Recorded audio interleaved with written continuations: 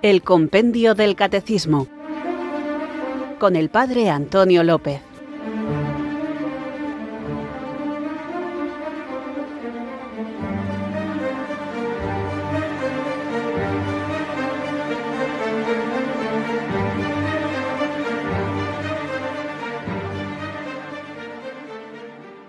Muy buenas, amantes apasionados, buscadores de la verdad. Recibid mi cariñoso abrazo desde Irurzun, en Navarra, de quien os habla el Padre Antonio López, los que estáis dispuestos a madurar la fe, enraizarla en la vida e irradiarla en el testimonio, y os queréis servir de esta emisora de la Virgen y en particular de este espacio, el Compendio del Catecismo, para avanzar en el crecimiento, profundización de la fe que debemos vivir. Lo que da sentido a nuestra vida que es cristiana, no a nuestra vida cristiana, como si hubiera vida cristiana y vida no cristiana, sino lo que da sentido a nuestra vida que es cristiana es la revelación de Dios. Y de eso precisamente vamos a hablar, del gran misterio de Dios que por su amor nos ha revelado algo que nunca hubiéramos podido alcanzar a conocer si Él no nos lo hubiera dicho. Y es el misterio de la Santísima Trinidad. ¿Por qué Dios nos ha revelado su intimidad? Porque nos ama. Toda la finalidad de la doctrina y de la enseñanza debe ser puesta en el amor que no acaba. Porque se puede muy bien exponer lo que es preciso creer, esperar o hacer, pero sobre todo debe resaltarse que el amor de nuestro Señor siempre prevalece, a fin de que cada uno comprenda que todo acto de virtud perfectamente cristiano no tiene otro origen que el amor, ni otro término que el amor.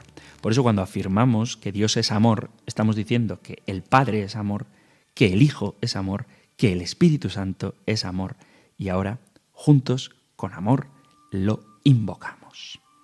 Pues tú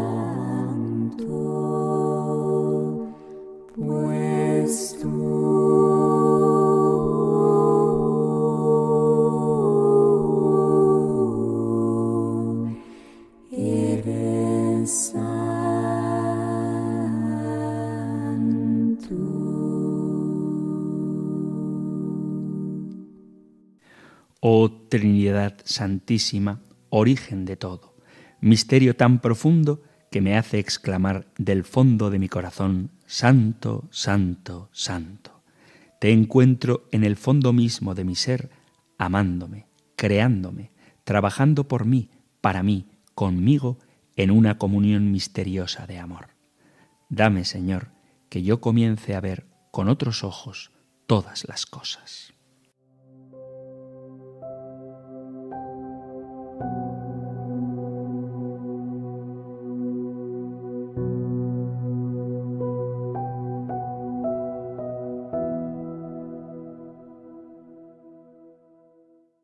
Pues tú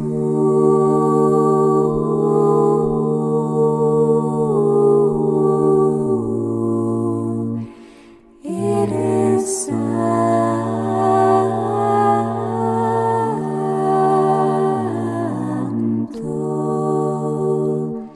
pues tú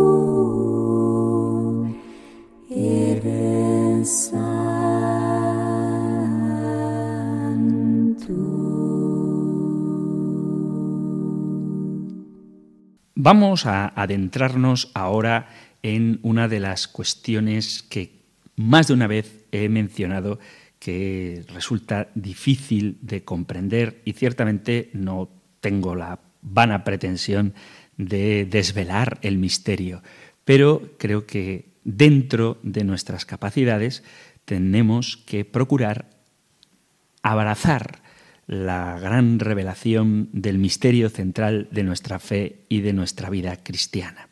Lo que vamos a tratar ahora, en concreto, son las preguntas 44 y 45 del compendio del Catecismo. La 44 dice: ¿cuál es el misterio central de la fe y de la vida cristiana? Responde: el misterio central de la fe y de la vida cristiana es el misterio de la Santísima Trinidad.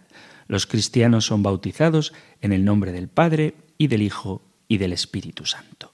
Y la pregunta 45: ¿puede la razón humana conocer por sí sola el misterio de la Santísima Trinidad? Dios ha dejado huellas de su ser trinitario en la creación y en el Antiguo Testamento, pero la intimidad de su ser como Trinidad Santa constituye un misterio inaccesible a la sola razón humana e incluso a la fe de Israel antes de la encarnación del Hijo de Dios y del envío del Espíritu Santo. Este misterio ha sido revelado por Jesucristo y es la fuente de todos los demás misterios. Por lo tanto, vamos a adentrarnos en la realidad más profunda de Dios para descubrir que el Dios único y revelado a Moisés es Trinidad de personas, Padre, Hijo y Espíritu Santo.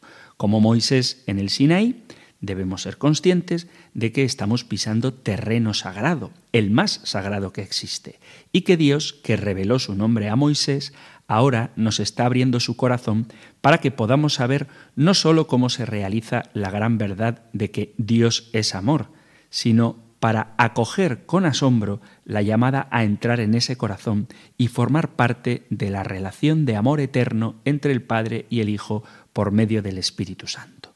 Para cualquier cristiano no hay una verdad mayor de fe para descubrirla, profundizarla y vivirla. Por lo tanto, aunque insisto en la dificultad de entender la Santísima Trinidad, sería un error adentrarnos en el conocimiento de este dogma como si fuera algo tan complicado e inaccesible que en la práctica no tiene implicaciones. Por eso os animo a que escuchéis el programa anterior con la pregunta 43 de qué consecuencias tiene creer en un solo Dios, para que nos demos cuenta de que es importante también en la vida práctica reconocer este Dios que es comunión de personas. Sería totalmente equivocado la idea de que la revelación de la Trinidad no hace más que ofrecer una ocasión de confirmar el ápice de la fe. Si la Trinidad de Dios representa la realidad característica y distinta de la fe cristiana, conduciría a un enrarecimiento y deformación de la fe, apartándola de la vida del creyente y de la predicación o remitiéndola simplemente a un lugar secundario. La revelación de la Trinidad se convertiría en un tesoro muerto de verdades de fe que se conoce y se guarda como un recuerdo de familia antiguo y valioso, pero inútil, al que no se le concede lugar alguno en la vida religiosa práctica. La real dificultad del misterio de la Trinidad divina no justifica que descuidemos nuestra reflexión sobre él, porque olvidar que Dios mismo ha encendido una luz en el corazón de los bautizados, gracias al cual podemos ver el misterio de Dios, conocerlo y amarlo, sería un gravísimo error. La Sagrada Escritura narra cómo personas divinas salen de su inaccesibilidad para llegar hasta nosotros y llevarnos hasta su propia vida. Más aún, la Escritura no solo hace una narración de estos hechos, sino que en sus palabras se cumple la llamada de las personas divinas a nosotros. En sus palabras se apodera Cristo de nosotros para el Padre en el Espíritu Santo. Y de ahí la importancia que tiene la fe en la Trinidad. Quien excluye la profesión de fe en la Santísima Trinidad, además de cometer un fallo intelectual, destruye su propia existencia cristiana. Nosotros, los cristianos, somos bautizados en el nombre del Padre y del Hijo y del Espíritu Santo. Y antes de eso hemos respondido a la triple fórmula que nos pide confesar la fe en el Padre, en el Hijo y en el Espíritu Santo. Los cristianos, insisto, somos bautizados en el nombre del Padre y del Hijo y del Espíritu Santo. Ojo, en el nombre, no en los nombres, porque no hay más que un solo Dios, el Padre Todopoderoso y su único Jesucristo y el Espíritu Santo, es decir, la Santísima Trinidad. El misterio de la Santísima Trinidad es el misterio central de la fe y de la vida cristiana. Es el misterio de Dios en sí mismo. Es, pues, la fuente de los otros misterios de fe. Es la luz que los ilumina. Es la enseñanza más fundamental y esencial en la jerarquía de verdades de fe. Toda la historia de la salvación no es otra cosa que la historia del camino y los medios por los cuales el Dios verdadero y único, Padre, Hijo y Espíritu Santo, se revela a los hombres, los aparta del pecado y los reconcilia consigo. Esto nos ayuda a comprender la importancia de acercarnos a esta realidad de Dios expresada en el dogma trinitario con el deseo anhelante de creer y conocer. Nos estamos adentrando en el misterio mismo de Dios. Y cuando hablamos de misterio, no debemos de caer en la trampa de pensar en algo irreal, oculto o de lo que no se puede saber nada con seguridad. Misterio, aquí, significa una realidad que nos desborda, en la que podemos penetrar, pero que no podemos controlar, abarcar o diseccionar, porque es infinitamente superior a nosotros. Pero no debemos olvidar que es un misterio que se ha revelado por parte de Dios, en este caso su misma intimidad, para que nosotros podamos conocerlo y entrar en él con la certeza que proporciona la revelación y la fe y con la humildad de que es superado infinitamente por lo que se le manifiesta. Cuando hablábamos de los dogmas, ya vimos que existe una jerarquía entre los diversos dogmas, de modo que siendo todos ciertos y dignos de fe, no todos tienen la misma importancia. Todos son importantes, pero no igual de importantes en la vida de la Iglesia. El mensaje de la salvación tiene una jerarquía de verdades que siempre ha sido reconocido por la Iglesia al elaborar los símbolos o los credos o los compendios de las verdades de fe. Esta jerarquía, quiero insistir, no significa que unas verdades pertenecen menos que otras a la fe, sino que unas verdades se apoyan en otras como más principales y reciben de ellas luz. Por eso es muy importante que antes de entrar en la moral cristiana entendamos el contenido de nuestra fe y la vida de la gracia. Por eso el compendio del catecismo está estructurado así: la profesión de fe, el credo, los sacramentos y solo después los mandamientos. Y estas verdades de fe se pueden agrupar en 4 bloques fundamentales. Por un lado, el misterio de Dios Padre, Hijo y Espíritu Santo, creador de todas las cosas; el misterio de Cristo, Verbo encarnado que nació de María Virgen y por nuestra salvación padeció, murió y resucitó; el misterio del Espíritu Santo, presente en la Iglesia, a la cual santifica y dirige hasta la vuelta gloriosa de nuestro Señor Jesucristo como juez supremo; y el misterio de la Iglesia, que es el cuerpo místico de Cristo, en la cual la Virgen María ocupa un puesto eminente. Todas las demás realidades y verdades de la fe dependen de la realidad del Dios revelado, que es Trinidad de personas. La creación, la historia de la salvación, la redención, la revelación, los sacramentos, la vida en la Iglesia, la moral, todo surge de Dios uno y trino. Sin tener en cuenta la Trinidad de personas, no podremos acercarnos con claridad a ninguna de las realidades manifestadas por los dogmas. Nos enfrentaríamos a los misterios de la fe con los ojos cerrados. No entraríamos en la comunión con el Dios verdadero si ignoramos la Trinidad de personas, que nos ofrece una relación personal y, por lo tanto, distinta con cada una de ellas.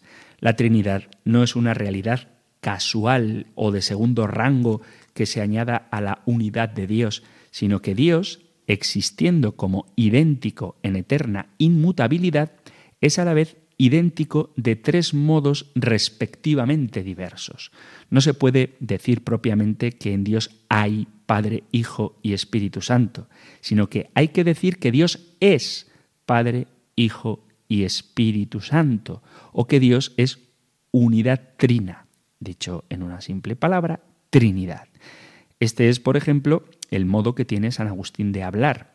Dice que la Trinidad procede, por tanto, de la más profunda raíz del ser divino. Es tan necesaria que Dios no sería Dios si no fuera trinitario, que la esencia una de Dios se aniquilaría si dejara de existir la Trinidad.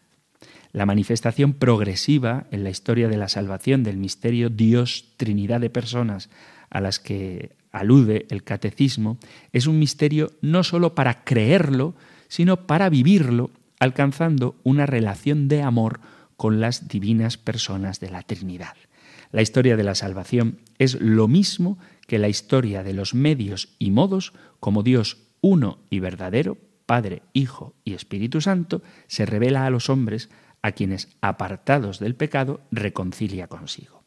El Antiguo Testamento, mientras afirma de una manera clara la unidad de Dios en un mundo politeísta, adelanta algunos indicios del misterio trinitario que tendrán plena explicación en la persona, en las obras y palabras de Jesucristo, quien al revelarse como Hijo de Dios, revela al mismo tiempo al Padre y al Espíritu Santo. El conocimiento íntimo del Dios verdadero que llena el alma del Divino Maestro lo comparte Él con sus discípulos, llamándolos a que se hagan hijos de Dios por el don que Él les hace de su espíritu filial.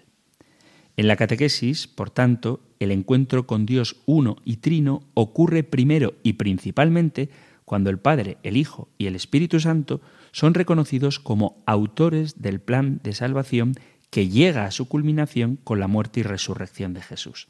De esta manera, la revelación del misterio transmitida por la Iglesia responde a una progresiva conciencia de los fieles que en la fe entienden que su vida después del bautismo consiste en alcanzar una más íntima familiaridad con las tres personas porque han sido llamados a participar de su naturaleza divina. Por último, los cristianos, con los ojos de la fe, por un don del Espíritu Santo, pueden desde ahora, desde ya, contemplar con amor filial la Santísima Trinidad de personas, como es ella en la vida íntima de Dios desde toda la eternidad. Cuando hablábamos de las profesiones de fe, de los credos, y veíamos la estructura que tienen, vimos que hay una estrecha relación entre el bautismo y las fórmulas de fe, y esta estructura es trinitaria.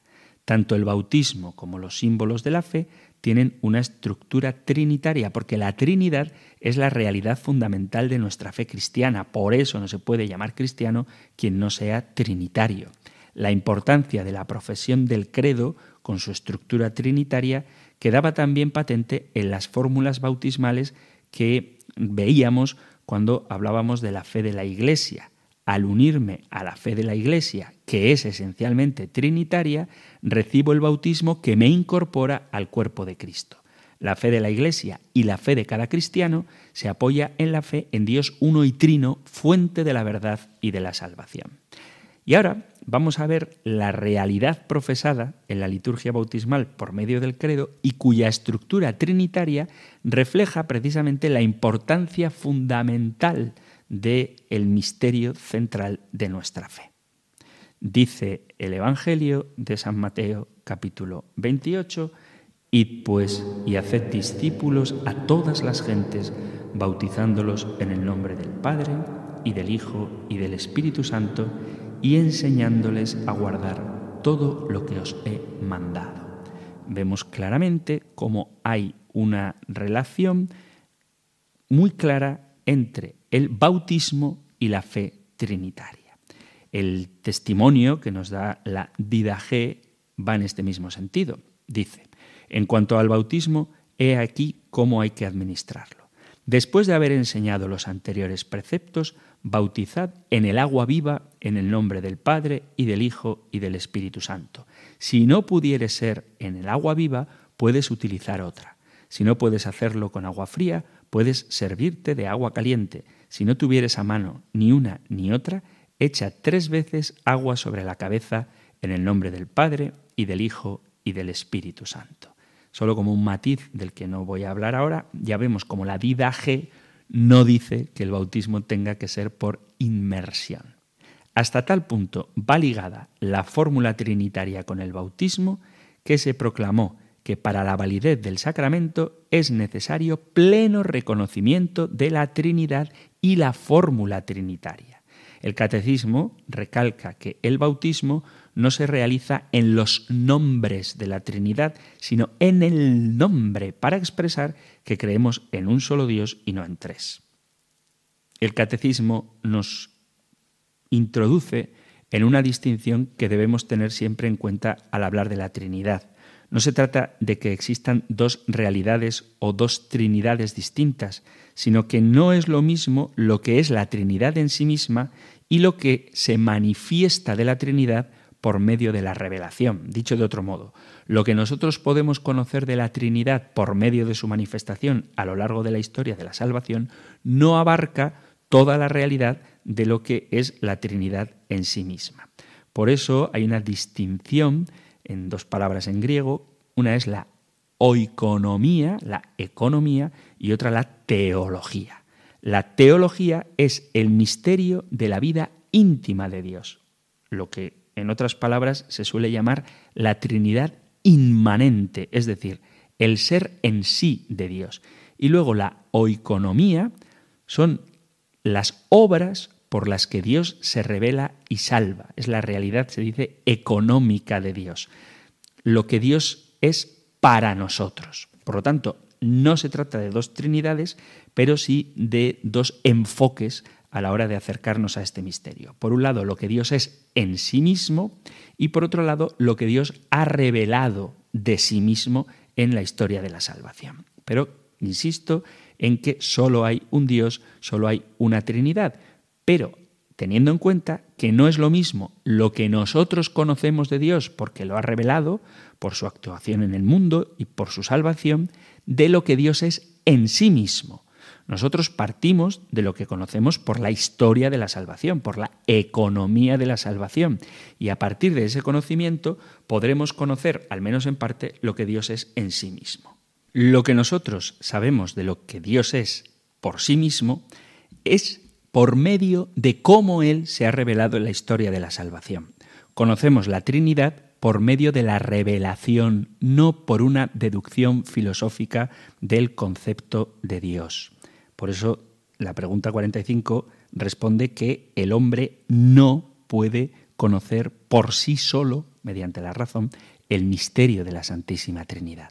La fe en la Trinidad es más el reconocimiento reflejo de la autoapertura histórica de Dios en Jesús, en su palabra y en su esencia, que se revela a través de la encarnación y del envío del Espíritu. Se puede, pues, decir que la Trinidad económica, la intervención de Dios en la historia, lo que Él ha revelado a través de sus acciones, es la base del conocimiento de la Trinidad inmanente, de la vida intradivina. La Trinidad inmanente es, a su vez, el fundamento ontológico de la Trinidad económica. Son palabras que no solemos usar muy a menudo, pero quiero decir que lo que conocemos de la esencia de Dios es a través de sus obras, y las obras están fundadas en lo que Dios es. Es importante tener clara esta distinción, que no es oposición, porque la salvación del hombre no puede ser sino el mismo y único Dios. El Dios para nosotros, que actúa por medio de Jesucristo en el Espíritu, es Dios en sí mismo. El que se encarna es el Hijo de Dios, el Verbo, la segunda persona de la Santísima Trinidad. El que habita en nosotros es la persona del Espíritu Santo. En estos casos se identifican plenamente la Trinidad económica, lo que obran, con la Trinidad inmanente, lo que son. La palabra de Dios, la Biblia, la palabra de Dios escrita, no da un testimonio formal de la Trinidad de Dios en sí. Lo que atestigua es la actuación trinitaria de Dios en la historia sagrada. En ella encontramos una Trinidad que actúa, que salva. Según el testimonio de la Escritura, Dios se comunica al hombre como Padre, Hijo y Espíritu Santo en un solo proceso histórico. Sin embargo, la Trinidad que actúa, la Trinidad económica, es a la vez la esencia de la Trinidad. Las funciones salvíficas de Dios a lo largo de la historia sagrada no son modos del Dios uno, como dicen las herejías del modalismo, por ejemplo, sino la manifestación de las tres personas divinas. Las funciones históricas son expresiones del ser de Dios. La diferencia no estriba solo en las acciones salvadoras producidas por Dios, sino en Él mismo. La actuación trinitaria expresa la Trinidad existente. La diferencia económica es a la vez inmanente. En los tres modos de ser de Dios respecto a nosotros se representan los tres modos de ser de Dios en sí mismo. Al tener clara el alcance de esta distinción, podríamos evitar tres errores. Primero, pensar que lo que realiza la Trinidad es algo puramente temporal que solo afecta provisionalmente a su esencia. Por el contrario, para siempre, la segunda persona de la Trinidad está unida a la humanidad de Cristo. Segundo error sería creer que la Trinidad se construye en nuestra historia, mediante la historia, como si no preexistiera antes y las tres personas divinas fueran formas de presentarse el único Dios en la historia de la salvación. Esta es la herejía del modalismo, que viene a afirmar, erradamente, por eso es una herejía, que Dios Padre, Dios Hijo y Dios Espíritu Santo es el mismo y único Dios, misma y única persona, que se presenta de modos diferentes. Eso es una herejía. Y el tercer error sería dedicarse solo a considerar la Trinidad soteriológica, o sea, la acción salvífica de Dios, y olvidarnos de su ser inmanente, de lo que Dios es por dentro. La Trinidad es un misterio de fe en sentido estricto. Es uno de los misterios escondidos en Dios que no pueden ser conocidos si no se revelaran de lo alto.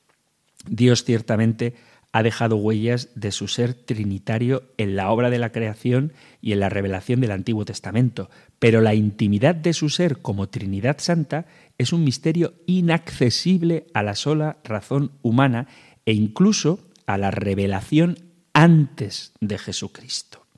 Cuando hablábamos de la capacidad de la razón humana de conocer a Dios, nos referíamos a la existencia de Dios y algunas de sus cualidades, como su omnipotencia, su simplicidad, su omnisciencia o su bondad. Pero cuando afrontamos la intimidad de Dios, el único modo de penetrar en ella es que Dios nos la haya revelado y nos la manifieste. Por eso, la Trinidad es un misterio que solo puede ser conocido a través de la revelación y aceptado por la fe. Es razonable pensar que en Dios amor hay una trinidad de personas, pero nunca podríamos alcanzar la realidad profunda de Dios solamente por la mera razón, sin el auxilio de la revelación divina. Siendo la Trinidad el misterio de fe por antonomasia, el punto de apoyo de la doctrina trinitaria solo puede estar en la fe. No podemos partir, pues, ni de la filosofía moderna ni de las analogías del mundo creado. El verdadero punto de apoyo debe estar en la economía de la salvación.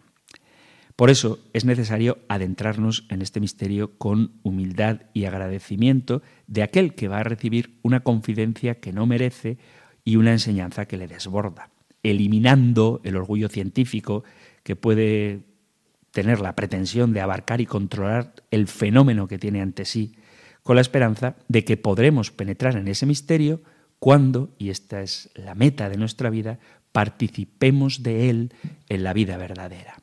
Por mucho que nos esforcemos, tenemos que mantener el asombro reverencial ante un misterio que nos desborda.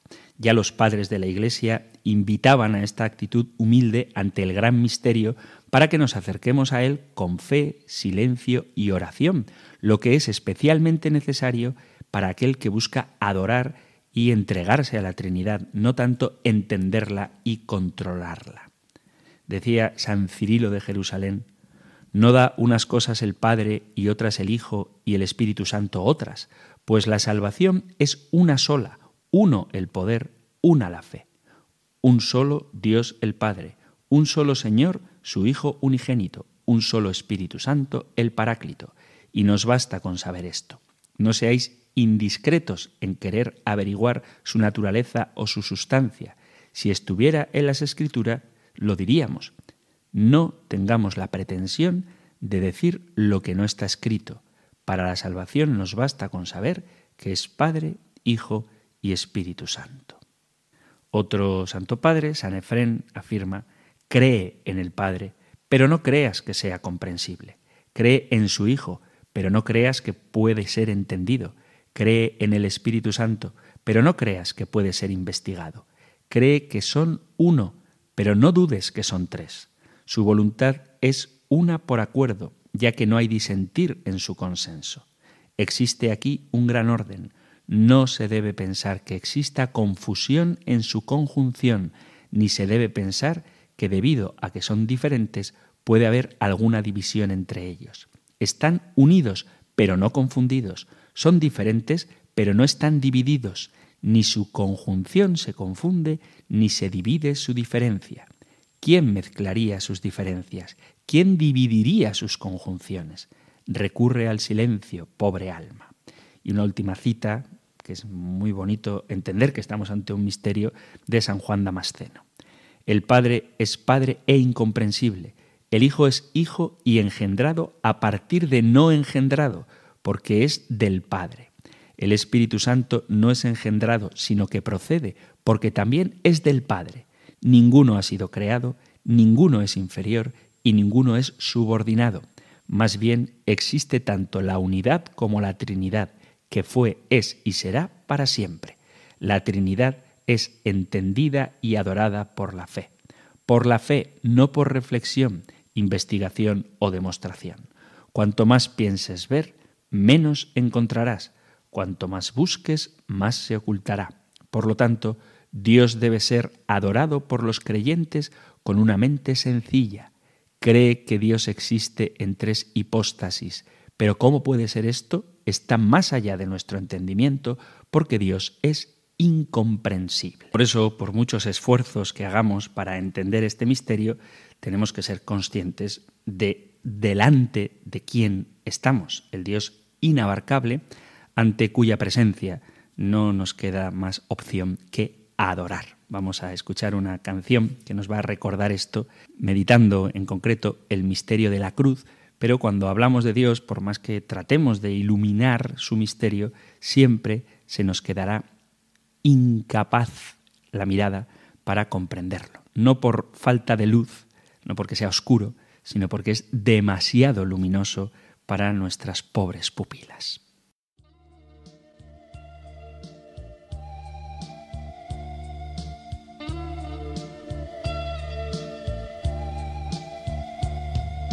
Santa Cruz, con tu fuerza nos arrastras.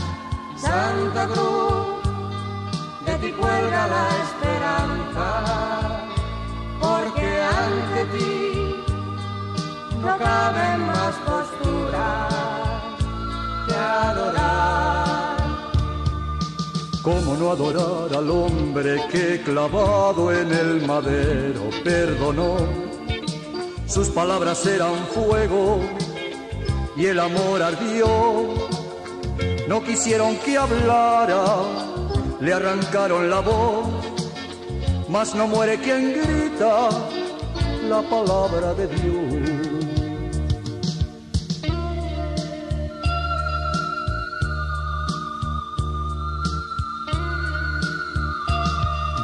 Santa Cruz, con tu fuerza nos arrastra. Santa Cruz, de ti cuelga la esperanza, porque ante ti no caben más posturas que adorar. ¿Cómo no adorar al hombre cuya carne se agrieta de dolor? Se ahogan los sentidos, el final llegó. Campanadas de muerte van tocando clamor, adelantan la aurora, era hijo de Dios.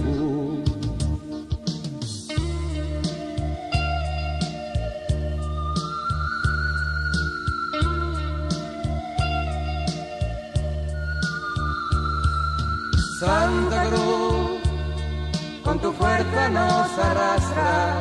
Santa Cruz, de ti cuelga la esperanza, porque ante ti no caben más posturas que adorar.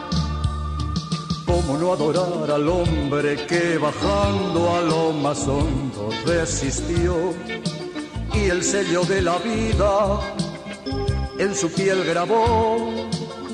Anduvieron buscando, ningún resto se halló, se le abrieron los ojos, hoy venía de Dios.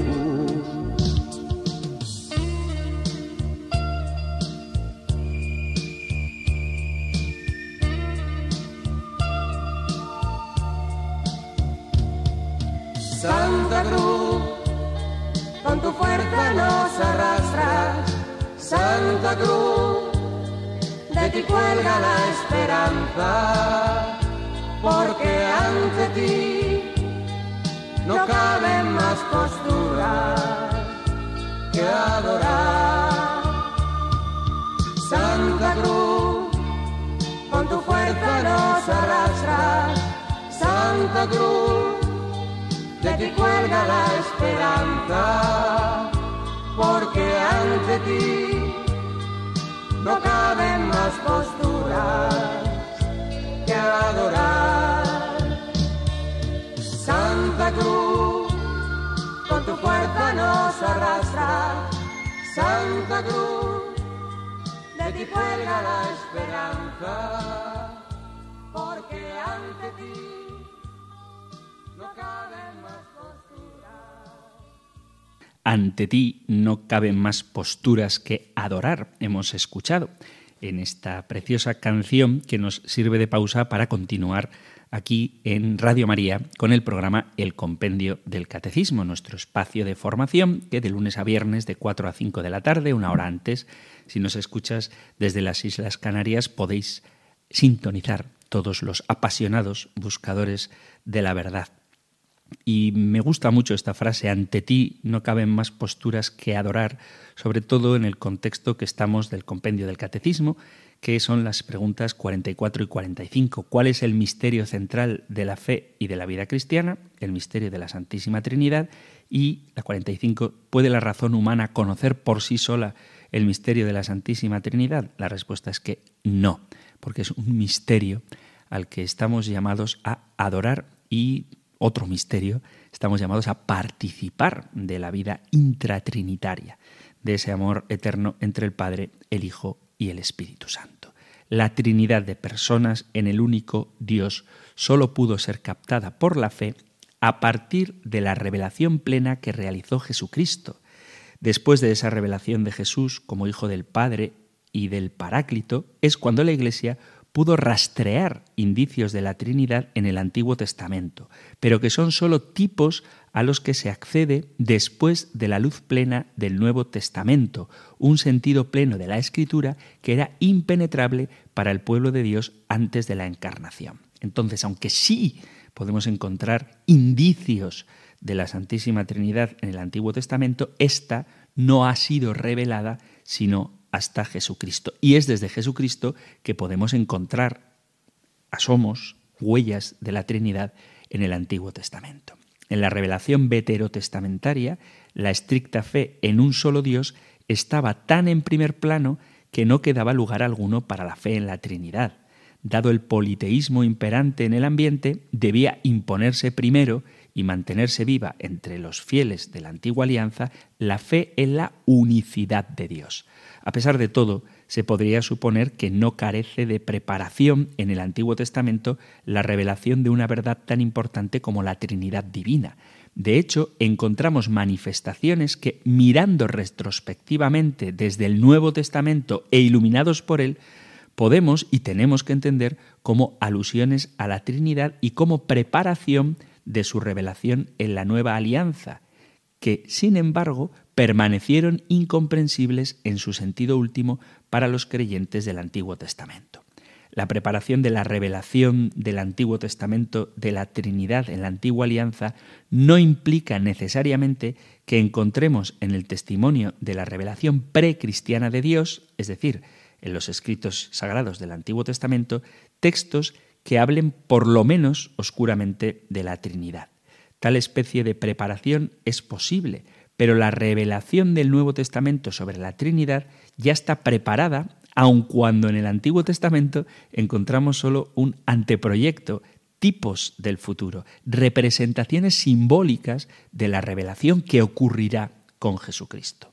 Cuando vemos el conjunto de las representaciones e imágenes del Antiguo Testamento del obrar de Dios en la naturaleza y en la historia, llama la atención que los mismos términos con que son expuestos en el Antiguo Testamento sean utilizados muchas veces en el Nuevo para describir las personas divinas. El Antiguo Testamento no tuvo la representación trinitaria de Dios. Primero tenía que ser asegurado el monoteísmo, pero sí es verdad que por todas partes se entreven tímida e indeterminadamente, en cierto modo, otros dos rostros divinos. Solo en el Nuevo Testamento se destacarán claramente. Pero si desde la cumbre del Nuevo Testamento se echa una mirada retrospectiva, podrán reconocerse los comienzos en el pasado. Si la interpretación del Antiguo Testamento se hiciera con los medios exclusivos de la filología, en los conceptos allí tratados, no se vería ninguna alusión a la vida trinitaria divina. Pero una interpretación puramente filológica no haría justicia al Antiguo Testamento en cuanto testimonio de la revelación divina y preludio de la manifestación plena de Dios en Cristo. En último término, es la Iglesia quien nos da la garantía de la relación entre el Antiguo y el Nuevo Testamento y, en consecuencia, del carácter preparatorio del Antiguo. Desarrolla el grado de interpretación accesible a la filología hasta decirnos el sentido intentado por Dios mismo que Él ha inspirado de la Escritura. Por lo tanto, para comprender la Escritura, tanto el Antiguo como el Nuevo Testamento, y leer adecuadamente el Antiguo desde el Nuevo, necesitamos el magisterio de la Iglesia una vez más. Hay muchas cosas que algún fundamentalista bíblico podría afirmar que no están en la Biblia. Ciertamente la palabra Trinidad no la vais a encontrar en el Antiguo ni en el Nuevo Testamento, pero la realidad de la Trinidad está en el Nuevo Testamento, que nos ayuda a descubrirla en el Antiguo. El Antiguo Testamento ciertamente no reveló esta verdad del Dios Trino de modo explícito, pero la preparó mostrando la paternidad de Dios en la alianza con el pueblo, manifestando su acción en el mundo con la sabiduría, la palabra y el Espíritu. El Antiguo Testamento principalmente consolidó ante todo en Israel y luego fuera de él la verdad sobre el Dios único, el quicio de la religión monoteísta. Se debe concluir, pues, que el Nuevo Testamento trajo la plenitud de la revelación sobre la Santísima Trinidad y que la verdad trinitaria ha estado desde el principio en la raíz de la fe viva de la comunidad cristiana por medio del bautismo y de la liturgia. Simultáneamente iban las reglas de fe con las que nos encontramos abundantemente tanto en las cartas apostólicas como en el testimonio del querigma, de la catequesis y de la oración de la Iglesia. Solo por poner un ejemplo, en el libro de los Proverbios, capítulo 8, versículo 22, vemos que la sabiduría, aunque creada, aparece personificada anterior a la creación y como colaboradora de la creación, lo que encajaría con el verbo que el prólogo de San Juan considera de naturaleza divina y que se hizo hombre. Leo el texto de Proverbios capítulo 8. El Señor me creó al principio de sus tareas, al comienzo de sus obras antiquísimas. En un tiempo remoto fui formada, antes de que la tierra existiera. Antes de los abismos fui engendrada, antes de los manantiales de las aguas. Aún no estaban aplomados los montes, antes de las montañas fui engendrada. No había hecho aún la tierra y la hierba, ni los primeros terrones del orbe. Cuando colocaba los cielos, allí estaba yo.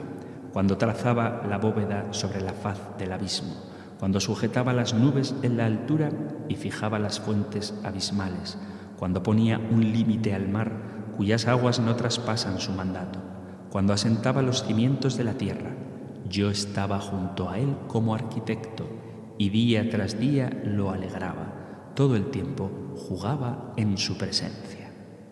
Los santos padres ven en ciertos detalles del Antiguo Testamento indicios de la presencia de la Trinidad en esta etapa de la historia de la salvación, dice San Ambrosio. Porque santo es el Padre, santo es el Hijo, santo es el Espíritu, pero no son tres santos, porque hay un solo Dios santo. Uno solo es el Señor. Una sola es, pues, la verdadera santidad, como una sola es la verdadera divinidad y una sola la santidad natural. Y por tanto, todas estas cosas que nosotros creemos que son santas, alaban aquella cuya única santidad es. Los querubines y serafines, con incansables voces, alaban y dicen: Santo, santo, santo es el Señor Dios Sebaot. Isaías capítulo 6. No lo dicen una sola vez, para que no vayas a creer en una sola persona. No lo dicen dos veces, para que no excluyas al Espíritu. No dicen santos, para que no vayas a pensar en una pluralidad, sino que lo repiten tres veces y dicen lo mismo, para que también en el himno comprendas la distinción de la Trinidad y la unidad de la divinidad. Cuando dicen esto, alaban a Dios. Tampoco nosotros encontramos nada más precioso con que podamos alabar a Dios que llamarlo santo. Cualquier otra cosa es inferior a Dios e inferior al Señor. Y Tertuliano decía: si todavía te escandaliza el número de la Trinidad, deja que te pregunte cómo es posible, si fuera un ser individual y solo, que hable en plural cuando dice: hagamos al hombre a nuestra imagen, así como mira que el hombre se ha hecho como uno de nosotros. Génesis capítulo 3. Se trata de un error o de una broma para que un individuo único, autosuficiente, use el plural. ¿Es que estaba hablando con los ángeles, como interpretan el pasaje los judíos, porque no reconocen al Hijo? ¿O no fue que el Padre, el Hijo y el Espíritu Santo hablan entre sí mismos en plural?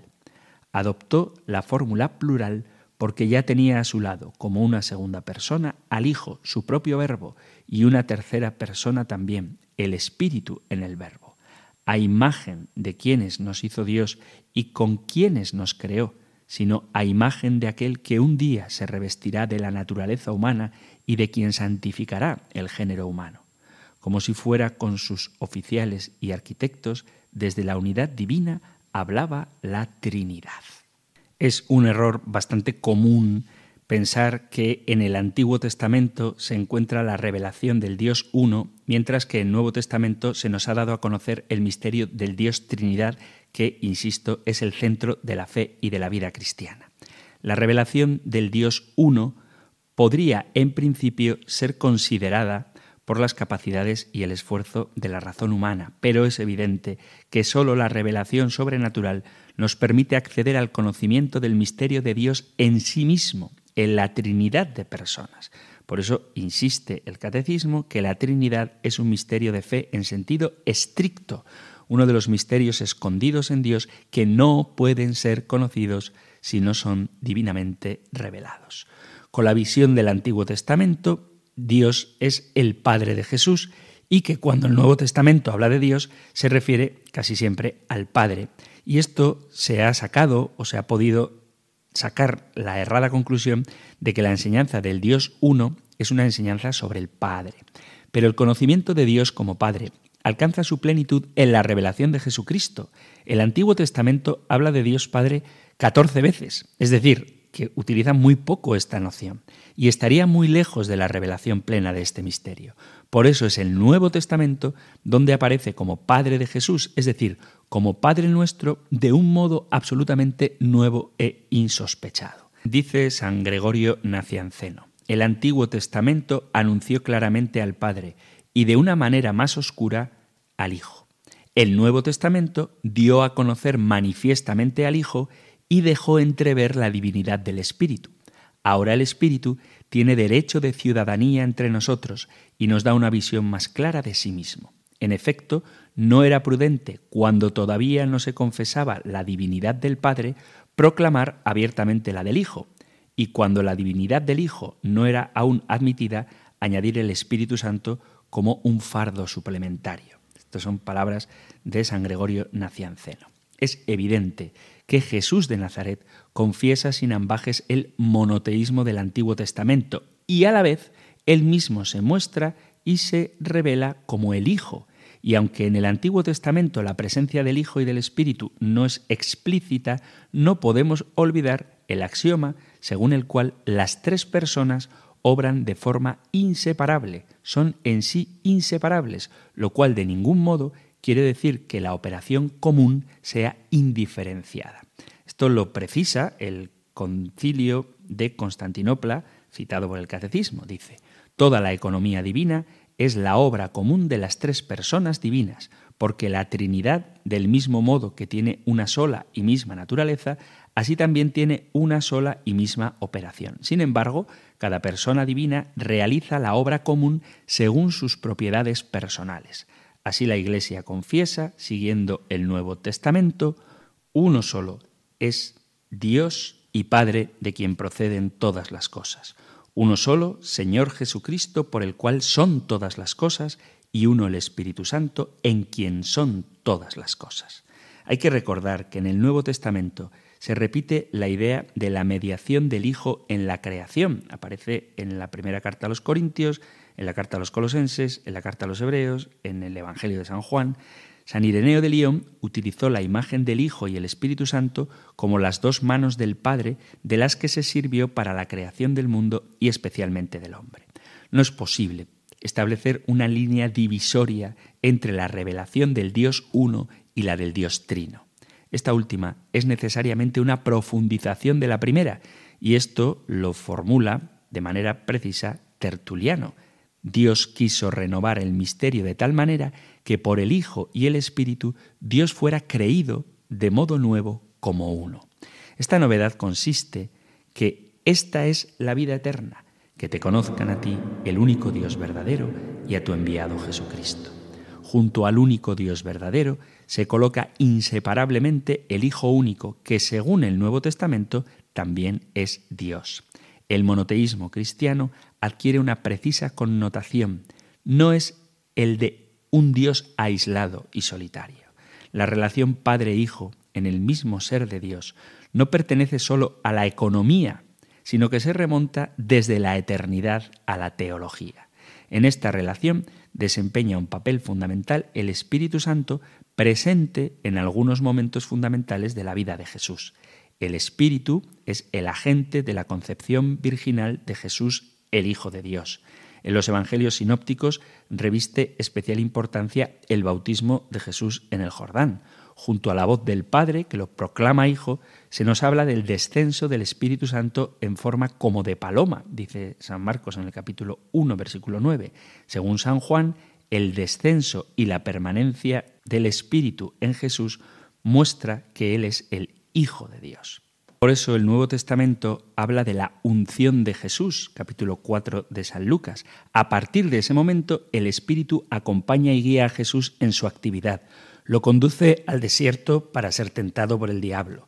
Con la potencia del Espíritu expulsa a los demonios y exulta y alaba al Padre en el Espíritu Santo. La palabra Padre implica un primado, una primacía, pero a su vez el término indica una relación, como lo habían puesto de relieve los santos padres. El Padre es fuente y origen, de Él todo viene y hacia Él camina todo. Jesús vivió solo para el Padre, fue su referente en la vida. También a Él, como meta final de nuestra existencia, nos conduce Jesús por medio de la acción del Espíritu Santo. En virtud de la condición de Padre, su carácter de principio, de fuente y de origen no le hace ser en aislamiento, en soledad. Los grandes teólogos repiten que Dios, siendo único, no es solitario. Pero sobre todo, y esto es la clave de entender la Trinidad, Dios es amor. Esta definición de Dios da sentido a todas las demás expresiones. La plenitud de Dios está en la donación, en la entrega, en el intercambio de amor. Por tanto, el monoteísmo trinitario consiste en la novedad de la fe en el Dios uno. Ninguna concepción monoteísta alcanza esta plenitud ni se puede comparar. Hay un solo Dios, no hay más Dios que uno, la Trinidad. Seguiremos reflexionando sobre este asombroso misterio, aquel que nos hace sombra, que es el misterio del amor de Dios, comunión de personas entre ellos y que nos invitan a participar de ese amor que desde toda la eternidad viven. Es una locura lo que Dios hace gratuitamente por amor con nosotros, sus hombres, sus criaturas, las únicas amadas por sí mismas. Vamos a dejarlo aquí y os quiero recordar que si hay alguna aclaración que preciséis, si os apetece hacer alguna pregunta, compartir algún testimonio, quizá matizar algo de lo que he dicho o debatir alguna de las ideas que estamos tratando, podéis participar en el programa a través del correo electrónico en la dirección compendio@radiomaria.es, o si preferís podéis usar el WhatsApp, que permite además el enviar mensajes en formato audio, 668-594-383, 668-594-383 o compendio@radiomaria.es. Terminamos con esta bendición del Antiguo Testamento que tiene una fórmula trinitaria. El Señor te bendiga y te guarde, el Señor ilumine su rostro sobre ti y te conceda su favor, el Señor te muestre su rostro y te conceda la paz. Pidiendo a Dios Padre la plenitud del Espíritu Santo y de la mano de María, Madre de Dios Hijo, os emplazo hasta un nuevo programa del Compendio del Catecismo. Muchísimas gracias y que Dios os bendiga.